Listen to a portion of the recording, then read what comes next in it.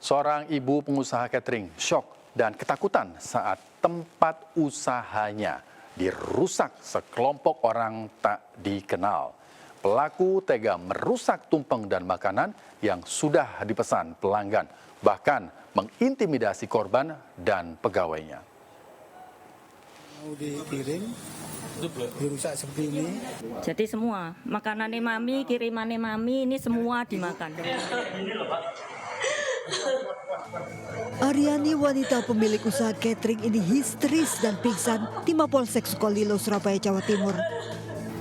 Korban syok dan ketakutan usai usaha cateringnya di perumahan Serenity Sukolilo, Surabaya didatangi sekelompok pria tak dikenal. Di polsek sempat lemas, pingsan karena shock, psikisnya tidak kuat, sehingga tadi kami suruh bawa ke rumah sakit untuk diberikan pertolongan. Para pelaku diduga melakukan intimidasi terhadap korban dan karyawannya. Bahkan pelaku tega merusak dan memakan tumpeng serta makanan siap kirim lainnya yang sudah dipesan pelanggan. Ini tuh makan tumpeng-tumpeng kita itu, makan makanan kita di sini dimakan semua, dan ada juga yang dihancurkan juga. Terus setelah itu mereka juga larang juga? Yang larang untuk kita berhenti untuk pengiriman. Polisi berhasil mengamankan para pelaku. Aksi perusakan dan intimidasi diduga dipicu masalah utang piutang.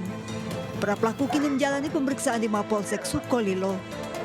Dari Surabaya, Jawa Timur, Yuda Prawira, iNews melaporkan. Pemirsa, waspadalah akan merebaknya penyakit demam berdarah atau DBD dan juga infeksi saluran pernafasan atas atau ISPA.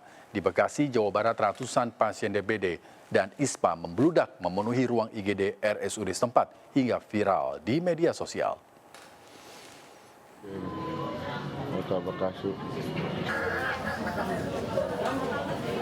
Video amatir berdurasi 34 detik ini viral di media sosial. Kondisi ruang IGD RSUD Dr. Hasbullah Abdul Majid, Kota Bekasi, dipenuhi pasien.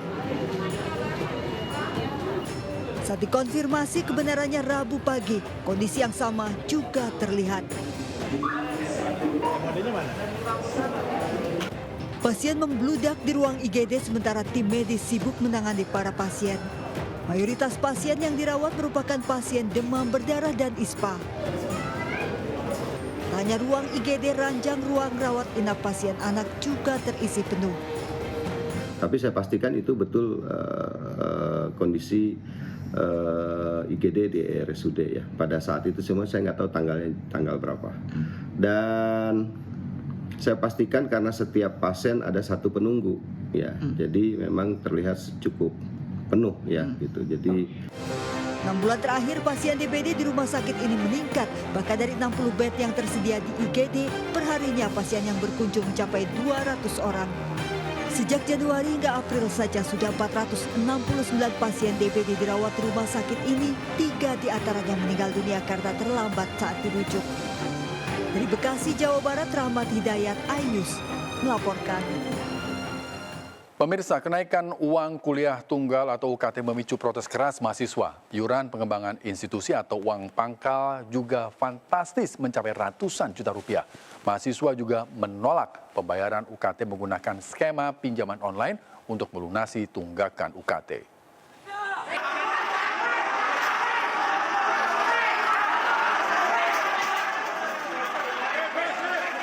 Unjuk rasa mahasiswa Universitas Jenderal Sudirman di Purwokerto ricuh. Mahasiswa saling dorong dengan petugas keamanan kampus hingga mengakibatkan sejumlah kaca gedung rektorat pecah. Unjuk rasa juga berlangsung di ITB Bandung. Selain menolak kenaikan UKT, mahasiswa juga menolak kerjasama pihak kampus dengan perusahaan pinjaman online bagi mahasiswa yang menunggak pembayaran UKT. Sementara itu, Universitas Indonesia merilis uang pangkal tahun 2024-2025 yang dinilai fantastis. Uang pangkal tertinggi yakni Fakultas Kedokteran mencapai 161 juta rupiah.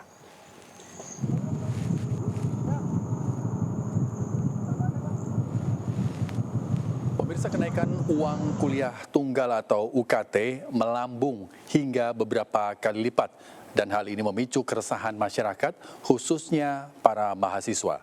Sudah ada PLT Sekretaris Direktorat Jenderal Pendidikan Tinggi Kemendikbudristek, Profesor Cici Sri Cahyandari. Selamat siang, Prof. Cici.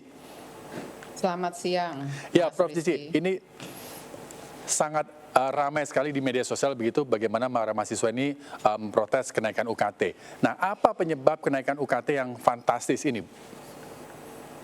Secara prinsip sebenarnya UKT itu sebagai konsekuensi dari adanya biaya kuliah tunggal. Kami yang ada di kementerian itu punya kewajiban untuk kemudian menetapkan standar satuan biaya operasional perguruan tinggi.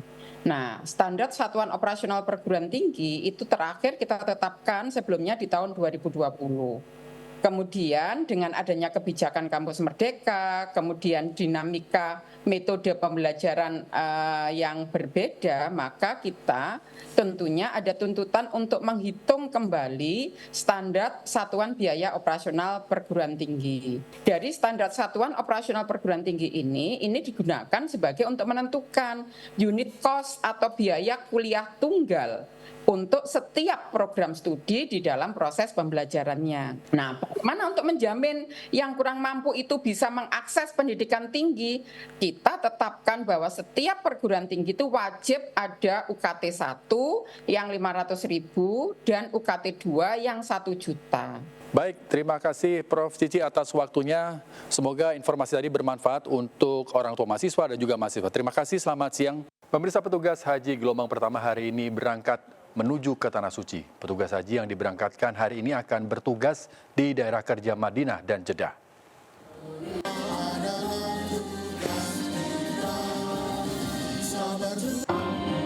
Sebelum berangkat ke Tanah Suci, sebanyak 437 petugas haji gelombang pertama mengikuti upacara pelepasan di Asrama Haji Pondok Gede, Jakarta Timur, dipimpin oleh Irjen Kemenak Faisal Ali Hashim. Para petugas haji kemudian dibawa ke Bandara Soekarno-Hatta untuk diterbangkan ke Jeddah, Arab Saudi menggunakan pesawat Garuda. Di Tanah Suci, petugas haji akan memberikan 13 macam layanan untuk jamaah, diantaranya pendampingan jamaah lansia dan disabilitas hingga perlindungan jamaah. Menurut catatan Kemenak, jamaah haji lansia tahun ini lebih dari 40.000 orang. Dirjen Kemenak Faisal Ali Hashim menyatakan proses pelayanan jamaah sebelum keberangkatan termasuk visa haji lebih baik dibanding tahun sebelumnya.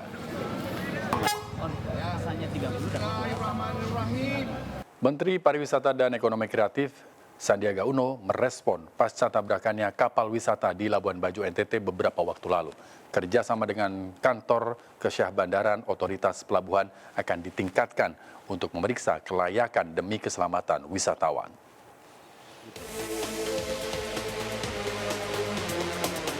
Pasca terbakarnya kapal wisata Sea Safari 7 yang tengah berlayar menuju Pulau Komodo di Taman Nasional Komodo, Nusa Tenggara Timur pada Kamis 2 Mei 2024 lalu, direspon langsung Menparekraf Sandiaga Uno. Dalam weekly brief with Sandiaga Uno, penegakan regulasi dan standarisasi kapal wisata saat beroperasi menjadi hal penting untuk ditingkatkan. Kerjasama dengan Kementerian Perhubungan dan Kantor Kesyah Bandaran Otoritas Pelabuhan juga akan ditingkatkan dengan melakukan pemeriksaan rutin kelayakan kapal sebelum berlayar. Saya garis bawahi ini tidak boleh terjadi lagi insiden serupa yang mengancam keselamatan dan keamanan wisatawan baik mancanegara maupun Nusantara di Indonesia. Kami menghimbau agar pemilik kapal ini senantiasa bisa memastikan kelayakan kapal dan selalu siaga menyiapkan cara-cara untuk pencegahan penanganan darurat sebelum melakukan pelayaran. Dalam peristiwa ini, 16 wisatawan asing, 10 wisatawan domestik, dan 7 anak buah kapal berhasil menyelamatkan diri menggunakan skoci, serta mendapatkan pertolongan dari sejumlah kapal wisata lainnya yang tengah melintas lokasi kejadian. Tim Liputan AE News melaporkan.